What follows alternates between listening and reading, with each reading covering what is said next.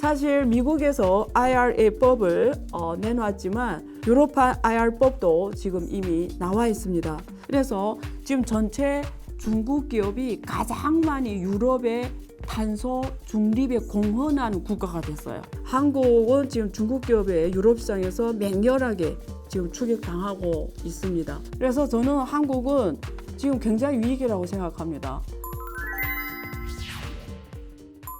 안녕하세요. 안유화 앵글로 본 세상 안유화쇼입니다. 미국에서 인플레이션 감축법이라고 하죠. IRA라고 합니다. 시행 이후 많은 글로벌 전기차 관련 기업들은 미국에 현지 공장을 만들거나 또 현지에서 합작사를 설립하는 등 미국의 보조금 기준을 맞추기 위해서 미국 현지 생산에 초점을 맞춰왔습니다.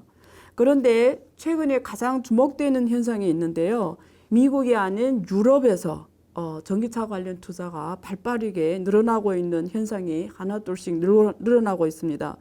사실 미국에서 IRA법을 내놓았지만 유럽도 거기에 버금가는 CRMA, 우리가 CRMA라고 하는데 한국어로는 핵심 원자재법이라고 합니다. 유럽판 IR법도 지금 이미 나와 있습니다. 그래서 현재 글로벌 전기차 기업들이 차라리 미국보다 유럽이라는 판단을 한 건지 아니면 다른 내부 실정이 있는지 오늘 이 시간에 짚어보도록 하겠습니다. 유럽 대표 배터리 제조사죠. 스웨덴의 노스볼트가 독일 투자를 확정지었습니다. 원래 이 기업은 미국에 투자를 한다고 결정을 내렸지만 이번에 다시 독일에 투자하는 걸로 지금 확정지은 상태입니다. 두 번째는 대만의 배터리 제조 기업인데요. 현재 프랑스에 투자하는 걸로 또 결정을 내렸습니다. 그래서 주요 배터리 기업들이 미국에서 유럽으로 지금 유턴하는 모습을 지금 보이고 있는 상황입니다. 현재 미국과 유럽에서 전기차 보조금 지원 정책이 서로 맞불을 놓고 또 새롭게 경쟁하는 국면을 지금 보여주고 있는데요. 앞으로 유럽판 IRA와 미국판 IRA가 이런 글로벌 제조 기업들한테는 어떤 영향을 주고 선택을 하게 할 것인가가 우리가 주목해야 되는 거고요. 또 이 EU와 미국이 서로 보조금 지원 정책을 강하게 펼치고 있는데 이에 반해서 한국은 또 앞으로 어떻게 해야 되는지 시사점을 찾아보도록 하겠습니다. 우선 기사를 몇 개 보겠습니다.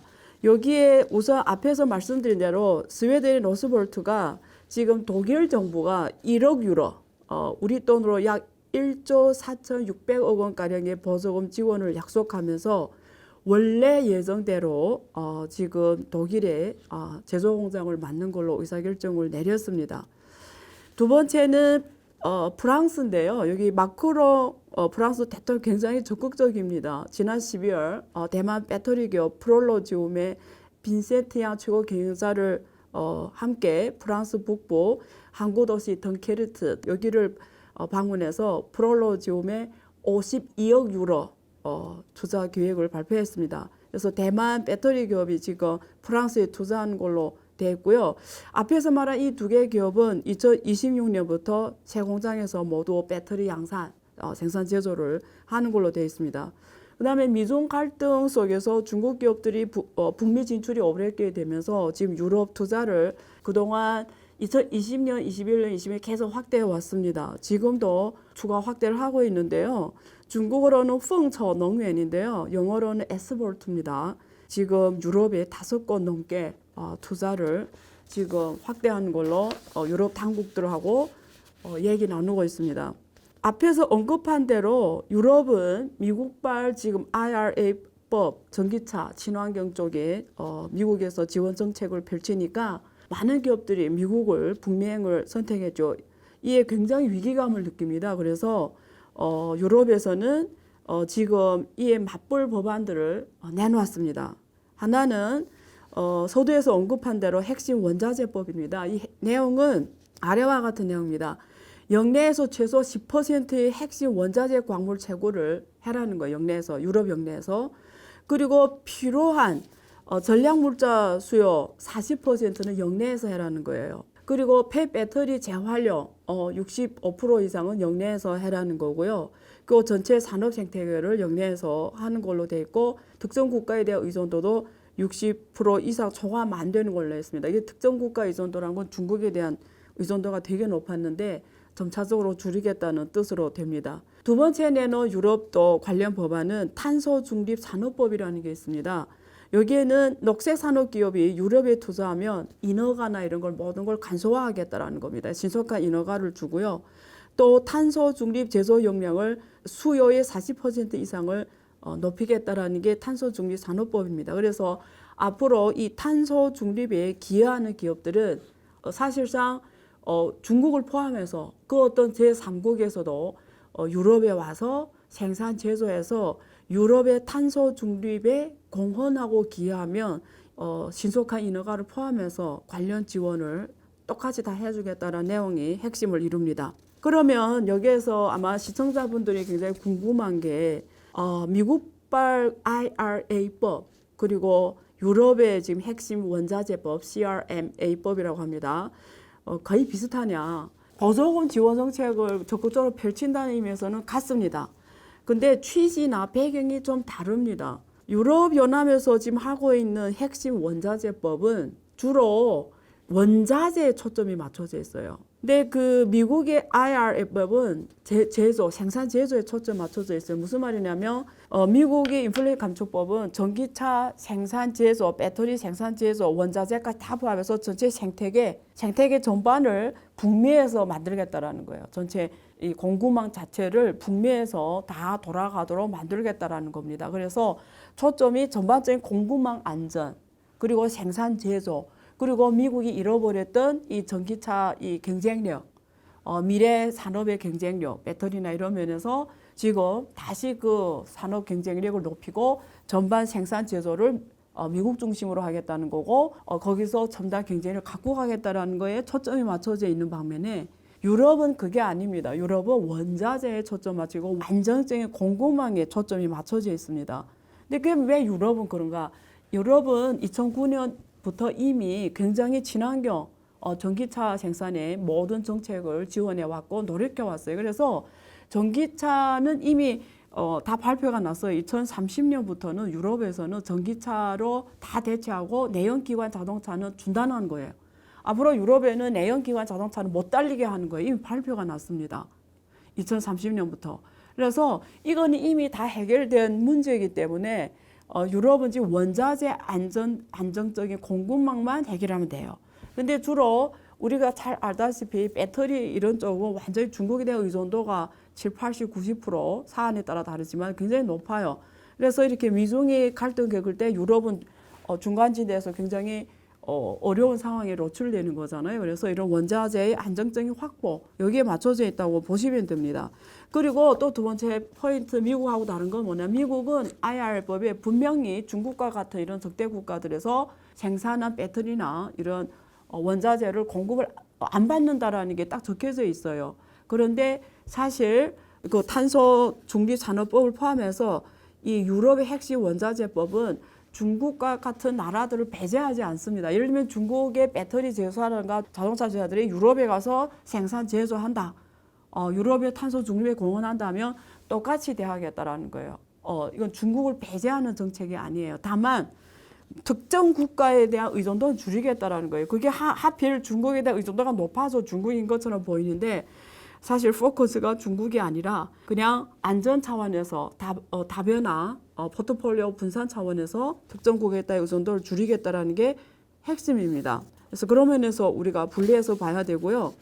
그 다음에 또 봐야 되는 게 프랑스 마크롱 대통령은 굉장히 적극적이고요. 앞으로 여기 지금 기사 하나에 나온 것처럼 이런 말을 했습니다. 비유럽 산업 활성화하는데 프랑스 세금을 쓰지 않는다. 프랑스 세금을 쓴다는 건 지원이잖아요. 그러니까 비유럽 산업 활성화하는데 지원을 펼치지 않겠다라는 겁니다. 그래서 여기 지금 정부가 다음 주 초에 지금 발의하는데요. 녹색 산업 법안의 윤곽에 보면은 지금 재산업화라는 단어가 나왔습니다.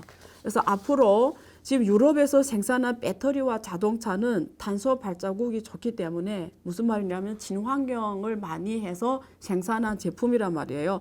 앞으로 이런 탄소 발자국이 좋은 유럽산 제품을 사용할 경우에 지원을 확대하겠다라는 게 녹색 산업 법안입니다. 그래서 그 어떤 나라도 유럽에 와서 이런 유럽의 탄소 발자국에 맞게 생산하거나 제조를 하면 다른 나라 기업이라도 똑같이 지원을 하겠다. 그다음에 여기에 또 주목해야 되는 게 지금 마크롱 대통령은 앞으로 프랑스에 공장을 지을 때 모든 절차를 간소화하고 직업훈련 개선에 또 7억 유로 원화로 약 1조 161억 정도를 일자리 창출에 지금 쓰겠다라는 겁니다. 그리고 전기자동차를 구매할 때 현금으로 최대 5천 유로 원화로 약 726만 원을 지원하는 현행 보조금 정책을 앞으로 보다 더 친환적이고 유럽 기업의 유리한 환경에 쓰도록 하겠다라는 게 지금 프랑스의 정책 동향입니다. 굉장히 주목할 만하죠. 그러니까 유럽의 친환경 탄소 발자국 지키면서 생산하는 업체에 지원금을 쓰겠다는 게 첫 번째 포인트고요. 그게 어떤 나라가 와서 하든 절차 행정 간소화 지원 정책을 하겠다라는 거고, 두 번째 일자리 창출, 새로운 일자리 창출이니까 거기에 관련 직업 관련 개선, 사람들 직업 개선 관련 훈련에 지원금을 쓰겠다라는 게 굉장히 중요한 포인트다, 이렇게 말씀드리도록 하겠습니다. 그런 방면에서 지금 한국 같은 경우에는 또 어떻게 대응해야 되나 이런 이슈가 있잖아요. 그래서 여기에 지금 기사 하나가 있는데 제목이 중배터리, 그러니까 중국 배터리입니다. 미국에 막히자 유럽 들어왔다. 한 추격 허용, 그러니까 한국 기업들이 추격 당했다라는 거죠. 그래서 여기 데이터가 있습니다. 유럽 배터리 시장 점유율 데이터인데요. 한국 기업들이 월등히 1등입니다. 저기 2018년부터 2022년까지 한국이 2018년에 전체 유럽 시장의 53.7% 배터리 시장 점유율이, 그리고 최고 2021년대 최고인데요. 70.6% 갔다가 최근에 63.5%로 떨어졌습니다. 같은 시기 2018년 중국은 2018년에 19.6%에서 지금 2022년에는 34%로 늘어났습니다. 그러니까 무슨 말이냐면 한국은 지금 중국 기업의 유럽 시장에서 맹렬하게 지금 추격당하고 있습니다. 그래서 중국 기업들이 이런 추격을 어떻게 봐야 되냐? 사실 중국 기업들은 유럽에 가서 주로 인수합병을 하는 방식으로 유럽의 공급망에 참여를 했어요. 근데 최근에 중국의 동향이 뭐냐면 중국은 유럽에 지금 들어가서 전기 자동차를 포함해서 배터리 제조 생산을 엄청나게 많이 투자하고, 이제는 투자입니다. FDI, M&A가 아니라 FDI 투자를 지금 굉장히 많이 합니다. 그래서 지금 전체 중국 기업이 가장 많이 유럽의 탄소 중립에 공헌하는 국가가 됐어요. 그러니까 중국 기업들이 유럽에 가서 전기차, 자동차 제조 많이 하고 배터리 제조 많이 하면서, 그러면 왜 중국이 FDI 투자를 이렇게 많이 하냐? 지금 데이터 중에 나오는 거 보면은 중국이 유럽에 투자하는 전체 많이 하는 지역이 독일, 프랑스, 영국입니다. 영국은 약 23억 달러가 투자를 받았고요. 그리고 독일은 19억 달러, 그리고 프랑스는 13억 달러 투자를 받은 걸로 나오고 있습니다. 그러면 왜 중국은 유럽에 투자를 이렇게 많이 하냐? 원래는 주로 아프리카에 가서 콩고, 인도네시아 이런 나라에 가서 광산을 많이 인수를 하거나 투자를 했죠. 근데 최근에는 최종 수요층, 최종 수요 디바이스, 그게 전기차라든가 혹은 배터리 쪽으로 FDI 투자가 늘어났습니다. 그러면 무슨 말을 하냐? 이제는 중국 기업들이 관심도가 앞으로 전기차라든가 배터리 시장이 어느 지역이 제일 크냐, 그 시장을 보고 간다라는 거예요. 그래서 지금 상황에서 유럽이 이제 명확하게 2030년에 내연기관 자동차를 안 쓴다고 이미 발표를 했기 때문에 전 세계의 가장 큰 시장이 유럽입니다. 아까 스웨덴의 노스볼트 기업이 왜 미국에 가자다 하다가 다시 독일에 왔을까요? 그게 사실 지원금으로 보면 미국이 더 많습니다. 독일은 지금 1억 유로인데요. 그게 가장 크게 고민했던 게 제가 봤을 때는 유럽 시장입니다. 미국은 사실 또 정권이 바뀌면, 공화당이 올라오면 또 친환경에 이런 게 적극적이지 않으면 전기차 시장이 또 어떻게 될지 몰라요.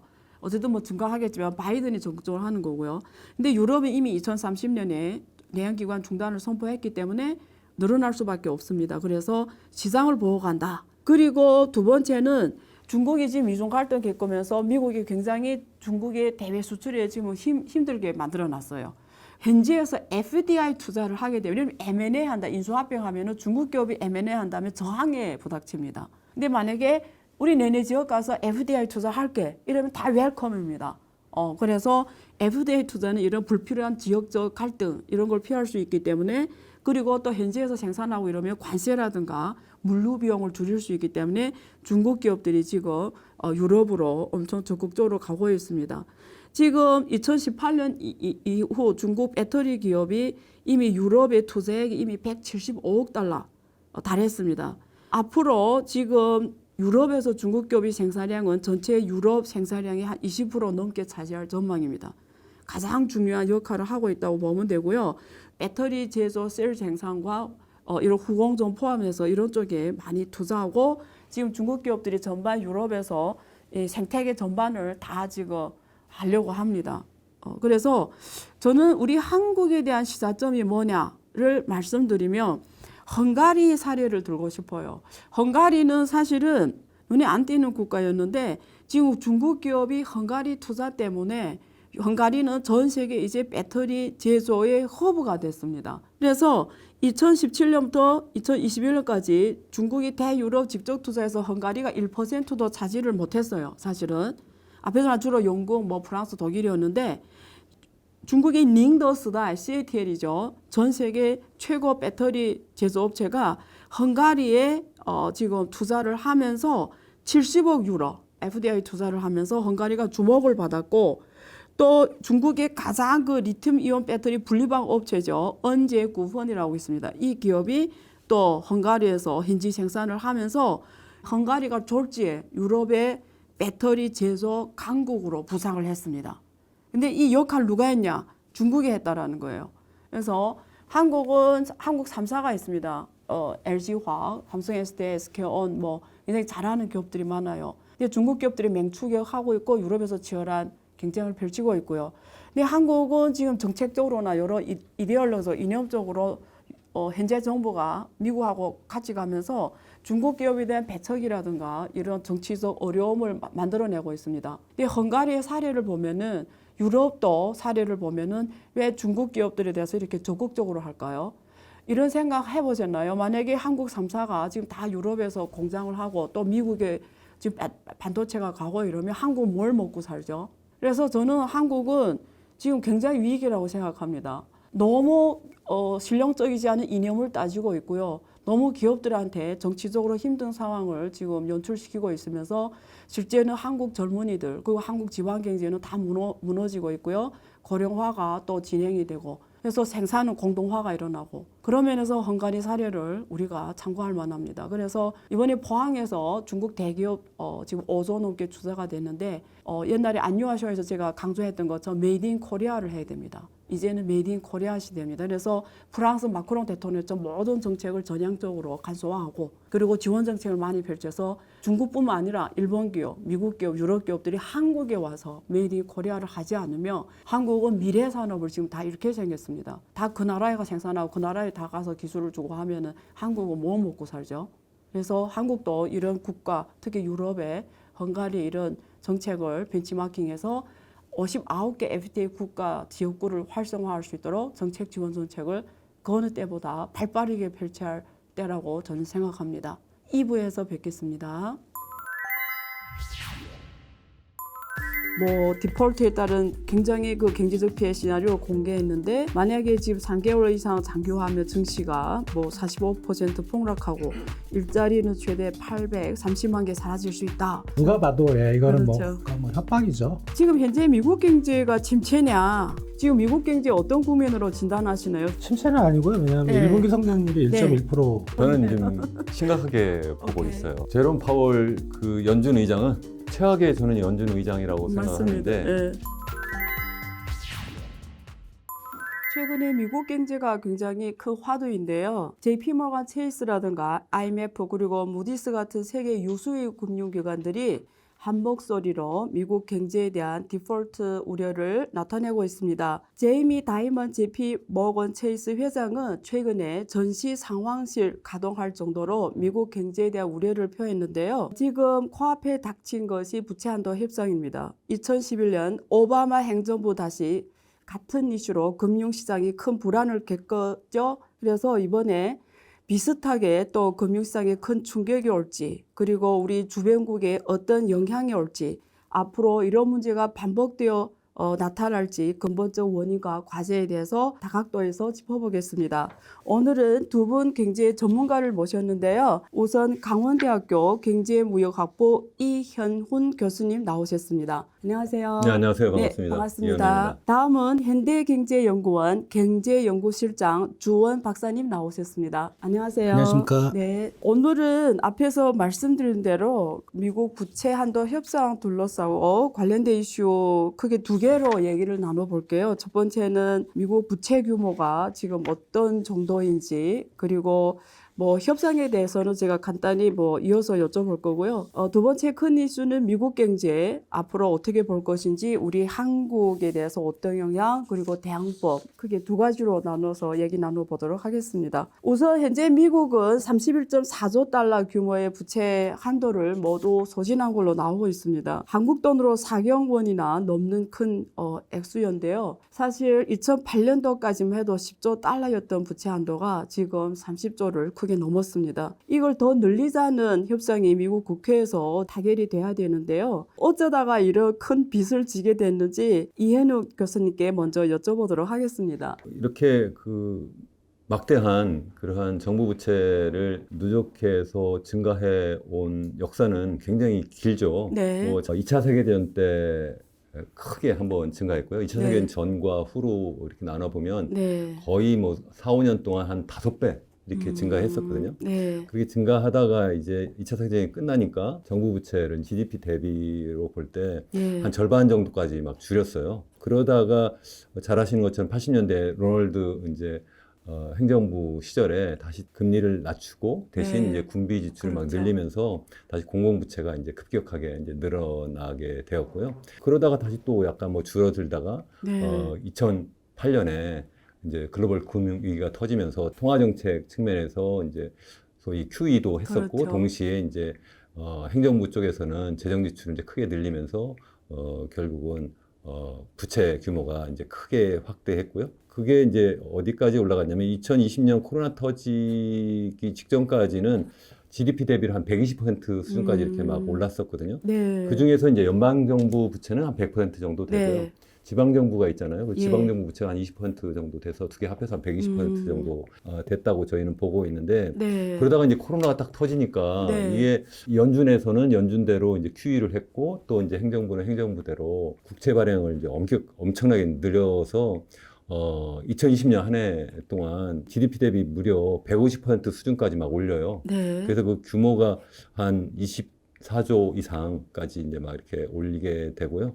그게 이제 GDP 대비로는 135% 정도까지 네. 이렇게 되었다는 것이죠. 그래서 이제 코로나 상황이 약간 좀 주춤하면서 마치 이제 연준에서도 기준금리 높이고, 그리고 이제 QT를 조금씩 하는 것처럼 연준에서 조금씩 줄이려고 했었는데 그게 거의 굉장히 미흡했고요. 실제 2022년 네. 지난해 2월에 30조를 이미 사실 초과하기 시작을 했고요. 네. 그래서 올해 초에 31조 4천억을 이미 그때 이제 네. 초과하기 시작을 했었다는 거죠. 그래서 현재 이러한 상황이 지난 1년 동안 보면 1조 정도 더 이제 증가하긴 했는데 갑작스럽게 나타난 네. 것은 아니고 계속 누적적으로 나타났다는 것이고, 특히 이제 전쟁이 있거나 그렇죠. 아니면 이제 행정부의 어떤 경향에 따라서 군비 지출을 확 늘리거나 네. 아니면 조세를 이제 확 줄여서 이제 그 대신 사회보장 지출을 많이 늘리거나 이럴 때 이제 더 많이 늘어나는 경향이 좀 있다는 말씀이고요. 네. 다시 말씀드리면 세금 줄이는 건 공화당 정부, 근데 지출을 늘리는 거는 민주당 정부이기 정부. 때문에 네. 어느 한쪽에 꼭 책임도 아니에요. 그렇네요. 한쪽에서 세금을 줄여서 좀 늘린 측면이 있고, 민주당 쪽에서는 반대로 이제 네. 지출을 늘려서 이제 그런 측면이 있고, 지금 이제 바이든 행정부도 기후 위기 때문에 그렇죠. 아니면 여러 가지 이제 사회 양극화 때문에 네. 이제 재정 지출을 많이 늘리려고 하고 있기 때문에, 그 때문에 또 실제 현재 네. 그 의회가 정한 네. 그러한 정부 부채의 상한선 31조 4천억 달러를 이제 초과하게 되는 그러한 상황이 된 거고 그렇기 때문에 이것을 그 앞으로 더 이제 소위 이제 상향 조정을 해야 되는데 이제 양쪽에서 팽팽하게 지금 맞서고 있는 그러한 상황인 것 같습니다. 미국은 이런 일이 여러 번 지금 존재하잖아요. 오바마 네. 행정부 때도 그렇고 예. 이게 앞으로도 또 늘렸다 해도 또 나타날 것 같은데 근본적인 원인을 어떻게 짚어야 되는 거죠? 교수님께서 1차 세계대전 때부터 아마 1917년 정도인데 네.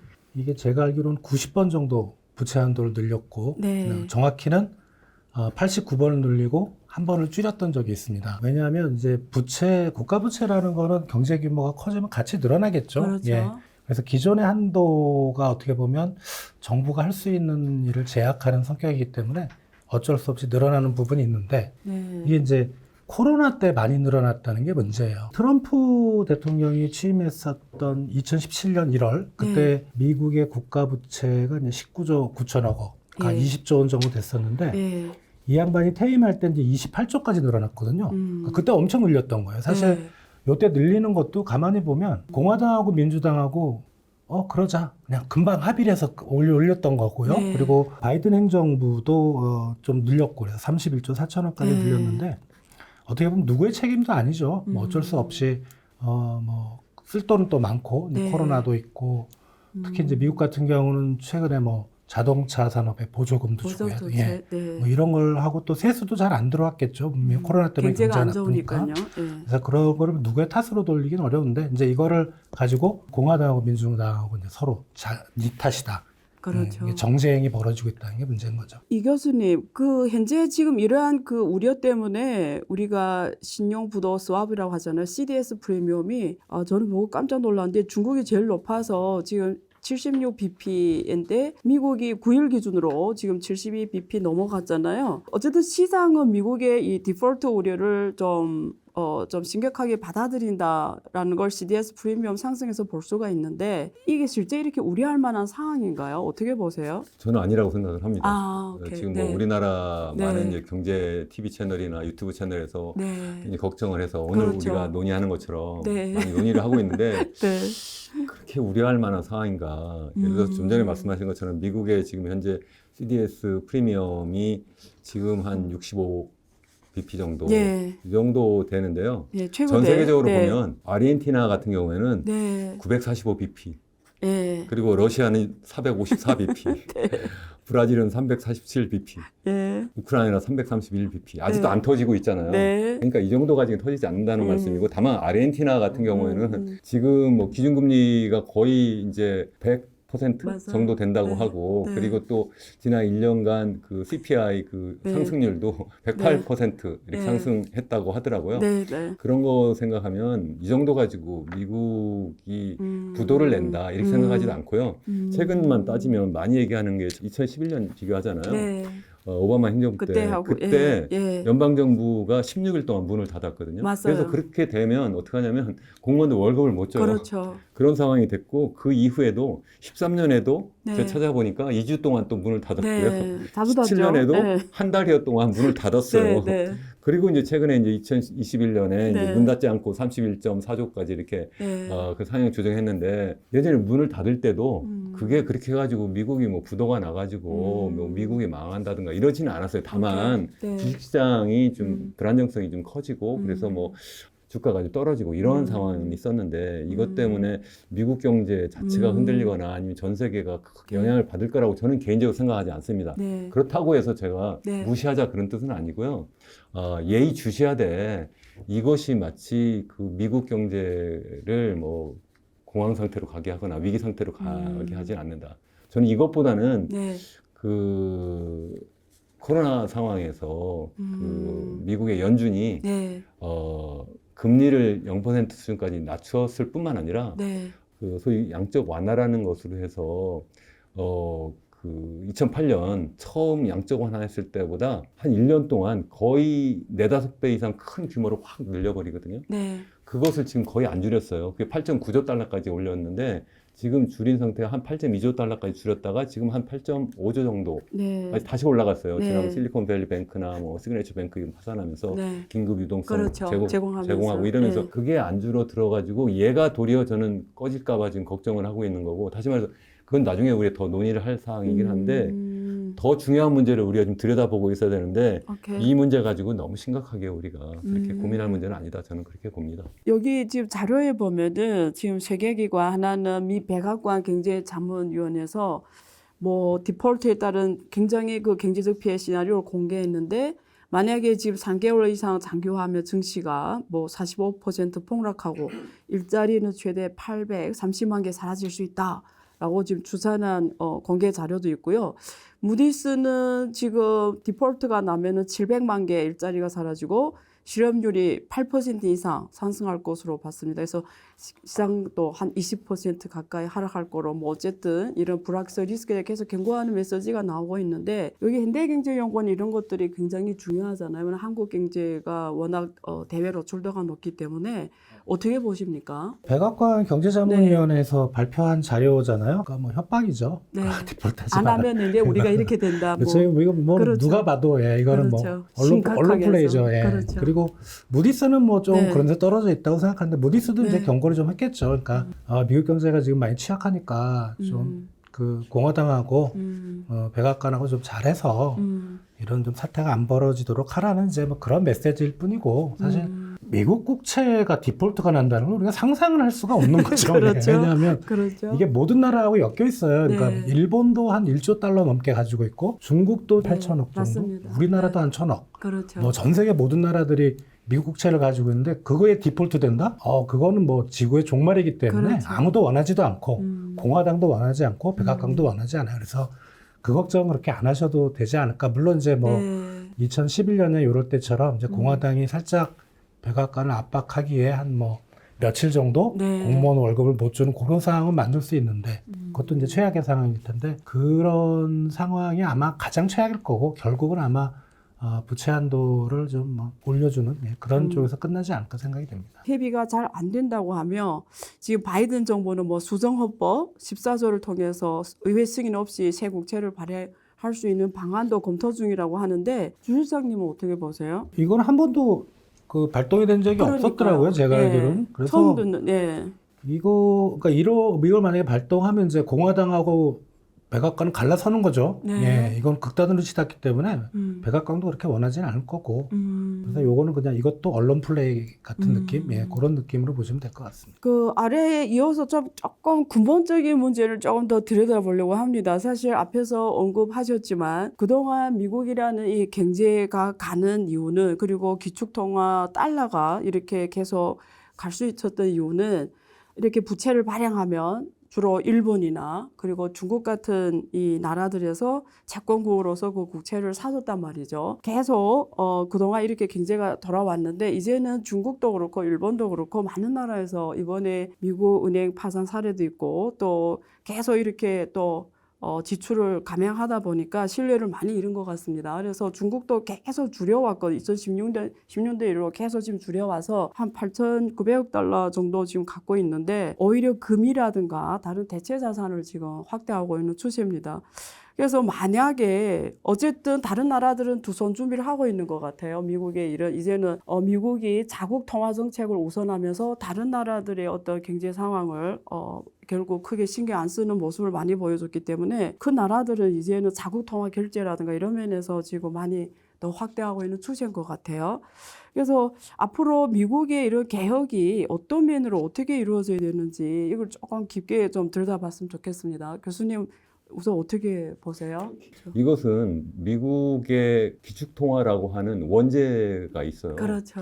미국이 달러를 기축통화로 전 세계에 공급을 해야 되잖아요. 그렇죠. 공급하기 위한 방법은 뭐예요? 공짜로 돌려주는 것이 아니라 내가 물건을 받고 그 대신 그걸 준 거예요. 그러한 과정에서 그 달러를 벌어들인 외국, 특히 뭐 중국이라든가 네. 한국이라든가 동아시아 플러스 그렇죠. 이제 유럽에 있는 국가들까지 다 어떻게 하냐면 다시 또 미국으로 돌아가서 네. 미국의 국채를 사 오는 거죠. 그렇죠. 그러니까 다시 말씀드리면 미국의 그 기축통화인 달러를 계속 유지하기 위해서는 미국은 어쩔 수 없이 경상수지 적자를 계속해 낼 수밖에 없다는 네. 거고 그러한 과정에서 결국은 무역 파트너들은 그 벌어들인 그 달러를 가지고 이제는 다시 또 미국으로 돌아가서 국채를 네. 사는 이러한 과정에서 이제 소위 그 네. 미국의 부채가 누적되는 상황인데 물론 그것만 이유는 아니죠. 미국의 경우에는 소위 저축과 소비를 비교해 보면 네. 당연히 소비가 저축보다 많고요. 네. 또 뿐만 아니라 이제 외국에 있는 그러한 국가나 네. 정부나 아니면 투자 금융기관들이 미국의 국채를 사는 이유는 네. 상대적으로 미국의 국채 수익률이 높잖아요. 네. 뭐 그런 이유도 있고 또 안전하잖아요. 네. 그런 여러 가지 이유가 다 이제 복합적으로 되어 있는데 그것이 또 다시 또 돌아가 보면 미국 달러가 기축통화가 될 수밖에 없는 중요한 이유고. 네. 그래서 이게 시스템적으로 이렇게 묶여 있는 것이지 예. 이거를 미국이 그냥 단순하게 잘못해서 그런 것은 아니다. 그래서 이것을 트럼프 행정부 시절에 단순하게 뭐 중국을 타겟으로 해서 관세를 높여가지고 무역 적자, 경상주 적자를 줄이겠다 해서 줄여지는 문제가 아니라는 거죠. 네. 그렇게 하게 되면 결국 미국 달러가 세계로 공급되는 것이 줄어들고 그렇기 네. 때문에 미국의 그 달러가 전 세계 기축통화로서의 할 수 있는 역할이 또 줄어들 수밖에 네. 없어요. 물론 그렇다고 해서 네. 무한정 많이 공급할 수가 없어요. 또 무한정 많이 공급하면 또 미국 달러의 가치가 또 떨어지기 때문에 그 적정한 수준을 유지하는 것이 굉장히 어렵다. 이것이 네. 하나의 어떻게 보면 하나의 예술이라고 그렇죠. 저는 그렇게 생각을 하고 있습니다. 네. 달러와의 이제 향후 기축통화로서의 지위를 네. 이제 우리가 생각을 해보면 네. 사실 기축통화의 조건은 뭘까? 네. 그 뒤에 받치고 있는 힘이거든요. 경제 규모일 수도 있고, 네. 그다음에 뭐 전 세계에서 차지하는 교역 비중일 수도 그렇죠. 있고, 또 1인당 국민소득, 즉 경제 발전 정도일 수도 있고, 그렇죠.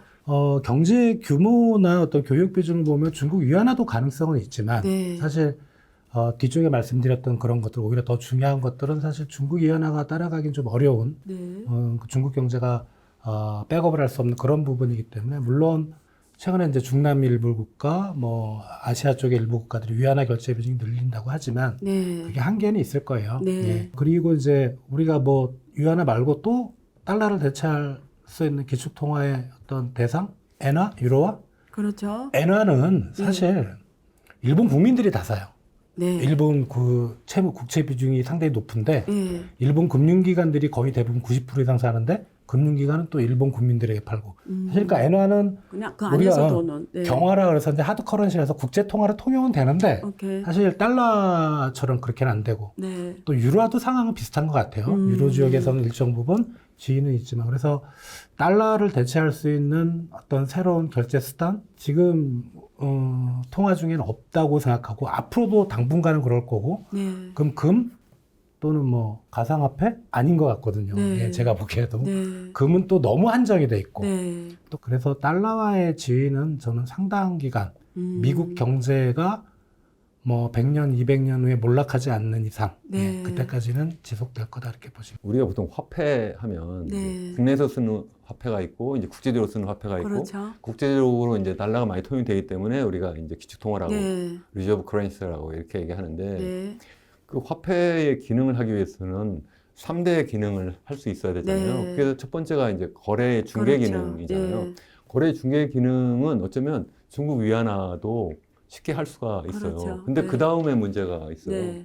이걸 그럼 가치의 저장 수단이 딱 돼버리면 네. 얘를 내가 달러로 아니면 중국 위안화로 내가 보관하고 있고 싶어 네. 해야 되잖아요. 네. 그 이야기는 뭐냐면 내가 미래에 내가 이걸 갖고 있어도 가치가 그만큼 보장된다고 확신이 있을 때 갖고 있어야 되는 건데 근데 위안화를 계속 갖고 있다가 그 가치가 떨어질 수 있다라고 생각하면 못 한다는 거예요. 그렇죠. 그래서 그것을 뒷받침하기 위해서는 그날의 국력부터 시작해서 뭐 여러 가지 이제 그렇죠. 받쳐줘야 되고 더군다나 네. 중국 같은 경우에는 미국하고 달리 경상수지 적자를 계속 내고 싶은 생각이 없잖아요. 네. 그러니까 다시 말해서 미국과 달리 중국은 위안화를 전 세계에 공급할 만한 그러한 인센티브도 없어요. 네. 그래서 사실은 좀 어렵다는 말씀이고, 더군 그러니까 또 다시 또 세 번째로 이제 회계 단위로서의 그러한 역할도 못하고, 그래서 여러 가지 이제 세 가지 기능을 중국 위안화는 좀 하는 데서 좀 제한적이지 않을까. 다만 우리가 디지털 혁명이 이제 계속 되면서 소위 얘기하는 이제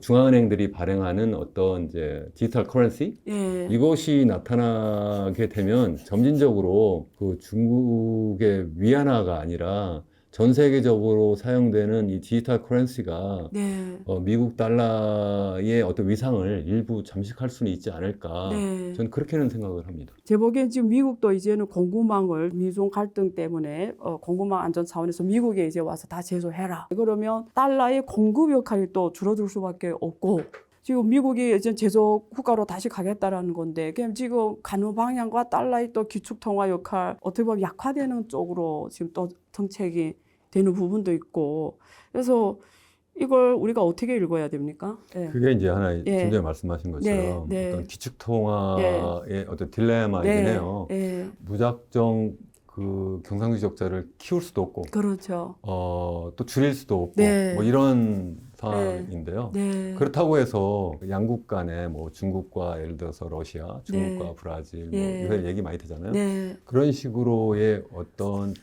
양자 간의 네. 통화를 서로 예. 그 무역 결제에 사용한다는 것도 예. 저는 제한적일 수밖에 없다고 생각합니다. 왜 네. 그러냐면 예. 원시 수렵 사회를 생각하면 그때 화폐가 없었고 물물 교환을 그렇죠. 했단 말이죠. 예. 물물 교환을 하다가 화폐가 나온 이유는 뭐냐면 네. 물물 교환할 때는 사는 사람과 파는 사람의 니드가 똑같아야 돼요. 가치가 똑같아야 돼요. 그렇죠. 현대에 와서는 적어도 뭐 종류는 똑같지 않아도 가치는 똑같아야 되는 그렇죠. 거예요. 그런데 중국은 계속 흑자를 내고 브라질은 계속 적자를 내고 있어요. 네. 어떻게 양자 간의 그 무역이 서로 자국간 통화로 맞아요. 될 수가 있냐는 거죠. 네, 네. 그게 한계가 있다는 거예요. 만약 맞아요. 그렇게 할 수 있다면 맞아요. 중국이 모든 나라와 무역 균형을 다 이루어야 되는 그렇죠. 거예요. 네. 그래서 예전부터 네. 사실 브레튼 우즈 체제가 출범하기 전에 예. 뭐 미국 달러 이런 중심의 그러한 어떤 그 국제 통화 제도 대신에 네. 그 존 메이너드 케인스 같은 경우에는 아예 그 IMF가 독립적인 통화를 만들어서 그걸 가지고 전 세계 무역 결제를 같이 하자 이렇게 했었거든요. 그래서 근데 중국, SDR 뭐 미국이 이런 게 그렇죠. 나오죠. 미국이 근데 그거에 대해서 반대하고 이제 예. 달러가 그 금과 태어날 수 있는 그런 그렇죠. 가치 보장을 하는 조건으로 해서 예. 전 세계에 이제 기축 통화를 하기로 했었고 맞아요. 그러다 이제 1971년에 이제 그 닉슨이, 금과의 예. 태환을 이제 보장하는 것을 이제 중단시켜 버렸는데도 네. 불구하고 이제 계속 현재까지 이렇게 왔는데 맞아요. 거의 어쩌면 네. 그 달러 본위 체제가 거의 한계에 온 것이 아닌가. 그렇죠. 일단 미국 자체가 단국으로서의 전 세계 패권을 그냥 자유롭게 누릴 수 있는 시대도 좀 지나가고 네. 있는 것 같고 네. 그렇기 때문에 앞으로 어떻게 할 것이냐를 설계하는 것이 너무 중요하다 저는 생각을 합니다. 그것이 좀 전에 말씀 네. 잠깐 드린 네. 것처럼 어떤 디지털 커런시가 이제 등장하면서 전 네. 세계가 디지털 커런시를 공동으로 만들 수도 있죠. 그렇죠. 어쩌면 그게 제일 아이디어한 거라고 저는 그렇죠. 생각을 해요. 그렇죠. 굳이 지폐를 찍어내지 않아도 네. 뭐 전 세계 중앙은행들이 합의만 한다면 그렇죠. 충분히 가능하거든요. 예. 뭐 그런 식으로도 해볼 수가 있는데 네. 지금 당장은 뭐 미국이 양보하지는 않겠죠. 지금 현재 미국 경제가 침체냐? 침체라고 진단하면 금리 인상을 멈출 거고 결국은 또 다시 뭐 언제든지 다시 또 금리 인하 부양으로 갈 것 같은데 지금 미국 경제 어떤 국면으로 진단하시나요, 주 실장님? 침체는 아니고요. 왜냐하면 네. 1분기 성장률이 네. 1.1% 나왔거든요. 예. 근데 이거는 뭐 시장에서 예측했던 게 한 1.5 정도 되는데 예. 그거보다 미치지만 일단 예. 플러스가 나왔기 때문에 침체는 오케이. 아닌데 예. 시그널들이 좀 부정적인 시그널들이 좀 나오고 있어요. 예를 들어서 뭐 뉴욕 연준에서 미국이 앞으로 1년 후에 침체 빠질 확률을 한 70% 정도 가까이 보고 있고 네. 갑자기 늘었거든요 최근에. 그리고 이제 JP모건이나 뭐 이런데 그 IB들 한 20-30개 정도 미국의 분기별 성장률을 예측한 거를 이제 평균치를 내보면 1분기는 이제 실적치가 1.1% 나왔는데 2분기하고 3분기에 마이너스로 예측을 하더라고요. 아, 그러니까 2분기에 마이너스 3분기. 0.6, 예. 3분기에 마이너스 0.3. 그러니까 우리가 리세션의 정의는 2분기 연속 마이너스가 맞아요. 나오는 리세션인데 예. 근데 요 정도만 돼도 괜찮아요. 사실 4분기에는 플러스 1.0%로 다시 반등한다고 하니까 그러니까 대체적인 시각은 네.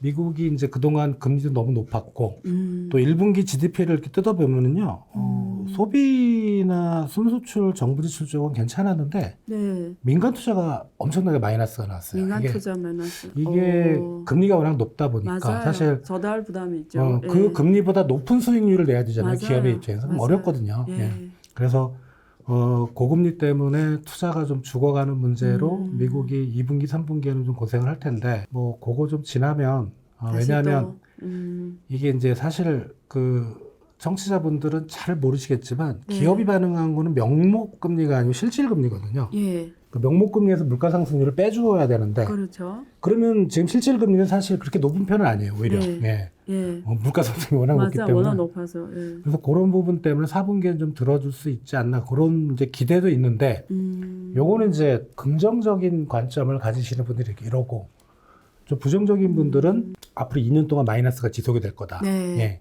같은 앞으로 이유인데 2년 동안. 이제 그런 두 가지로 좀 가려고 했는데 네. 물론 뭐 저는 개인적으로는 앞쪽이 아닐까 조금 이걸 마일드 리세션이라고 표현을 하더라고요. 네. 살짝 좀 예, 침체됐다가 예, 올라가는 네.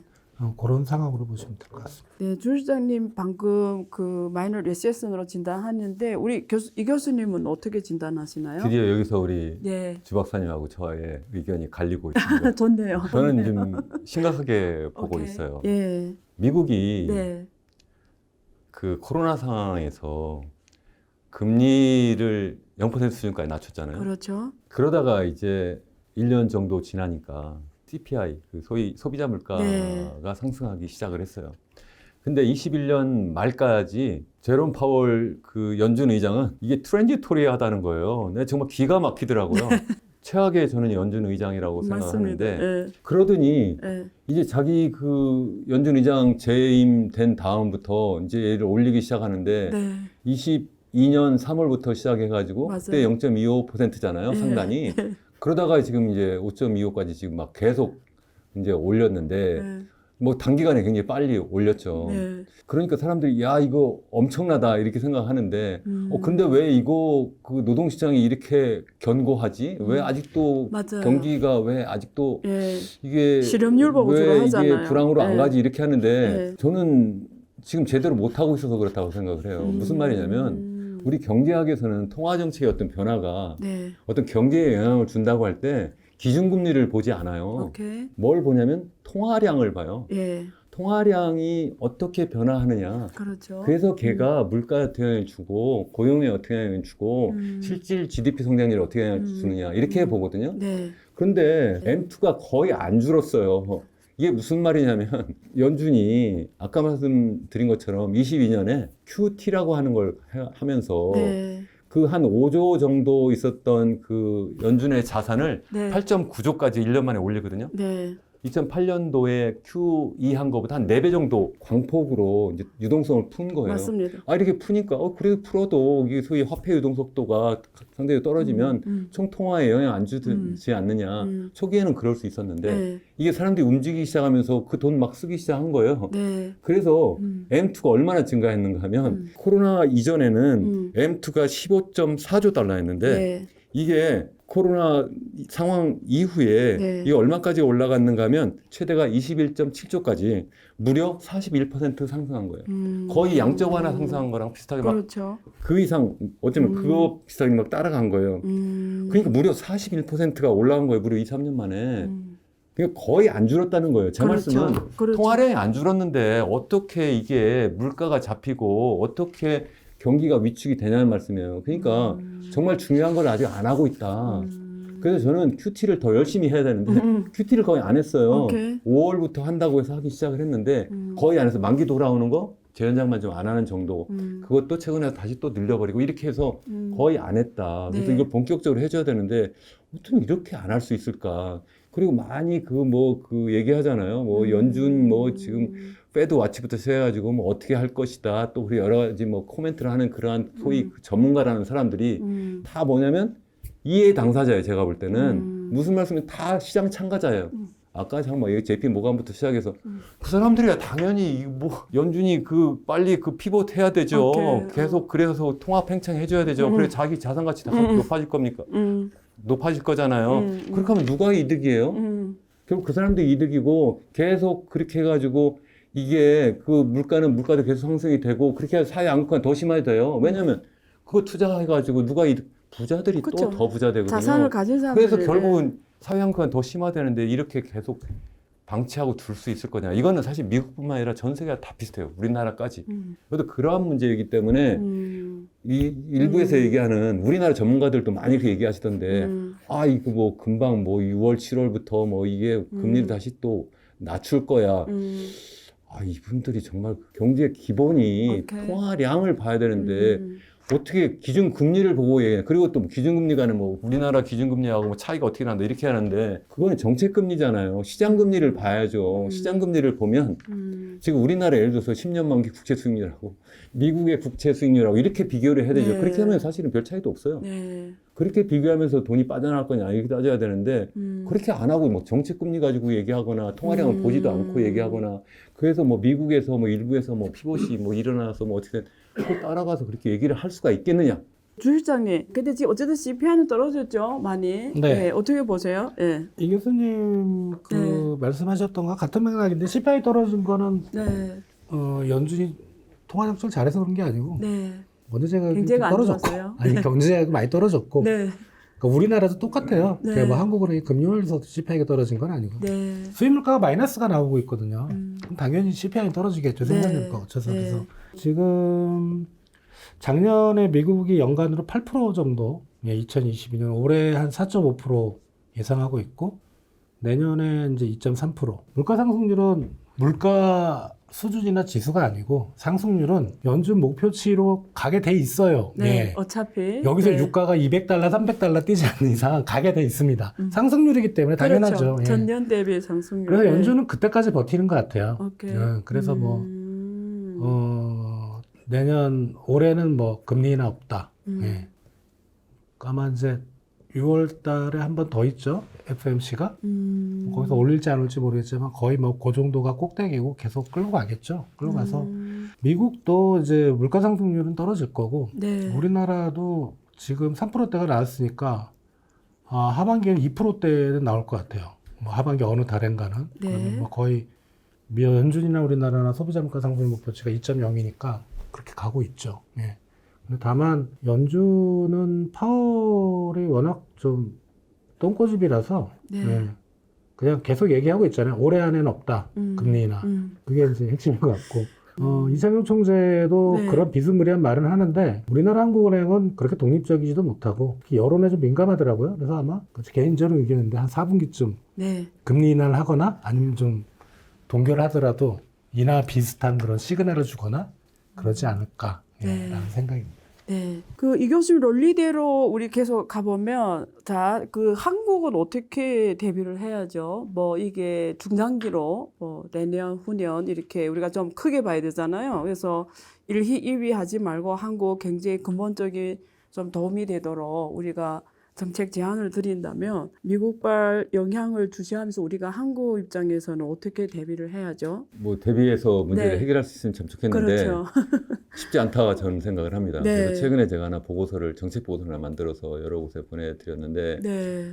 제목이 절대 위기의 한국 경제예요. 경제 어떤 침체, 경기 사이클 측면에서 이게 주저앉는 것이 아니라 이거는 근본적인 문제가 있다. 네. 저는 그런 생각을 정말 하고요. 우리나라가 그 60년대 이후에 초고도 성장을 했잖아요. 그래서 10% 이상, 소위 두 자릿수 성장을 계속했어요. 그러다가 얘가 이제 80년대 지나고 90년대 오면서부터 이제 한 자릿수로 줄어들고요. 그러다가 다시 또 이제 2000년대 오면서 이게 5% 수준으로 떨어지다가 최근에는 이제 3%, 4%였다가 이제 2% 수준으로 계속 떨어졌어요. 거의 리니어하게 선형으로 줄어들거든요. 네. 왜 줄어들었냐 하면 이거는 왜 초고도 성장을 했는가를 생각해 보면 알 수가 있어요. 우리나라의 인적 자원이 굉장히 양질의 인적 자원이 무제한 공급되던 시절이 있었어요. 네. 젊은 인구가 농촌에서 거주하고 있었는데 이미 교육 수준도 굉장히 높았고 이 젊은 노동력이 도시로 오면서 산업화 일꾼이 되고 그렇게 하면서 초고도 성장을 한 거예요.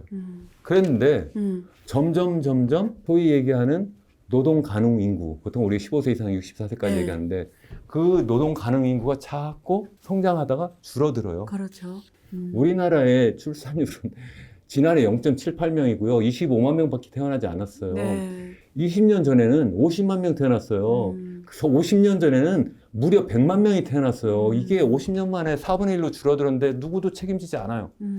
이 근본적인 문제 때문에 우리나라는 정말 심각하다 네. 하는 게 첫 번째. 네. 두 번째는 우리나라가 네. 그동안 고도 성장을 할 수 있었던 이유는 소위 얘기하는 수출 주도형 산업화였어요. 그렇죠. 근데 수출 주도형 산업화가 계속 유효하냐? 아니라는 거예요. 그동안 가트 출범하고 WTO 출범하고 미국 주도의 전 세계의 하나의 그 신자유주의에서 자유무역을 할 수 있었거든요. 거기에서 우리나라는 또 중국과의 FTA도 맺으면서 여러 가지 혜택을 많이 보면서 초고도 성장을 나름대로 했는데 이제는 무역 환경이 정반대로 바뀌고 있어요.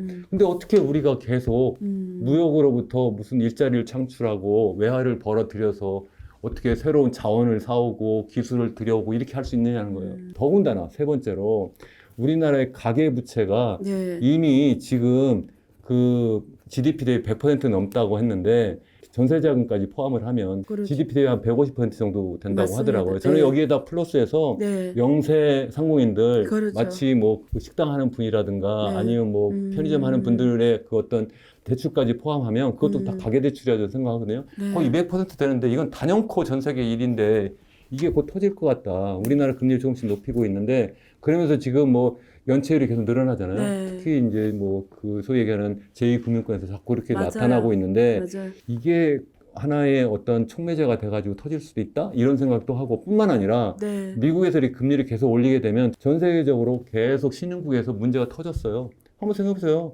80년대 초에 그렇게 폴 볼커 그 연준 의장이 금리를 그렇게 막 2배로 올렸잖아요. 10% 20% 네. 올리니까 네.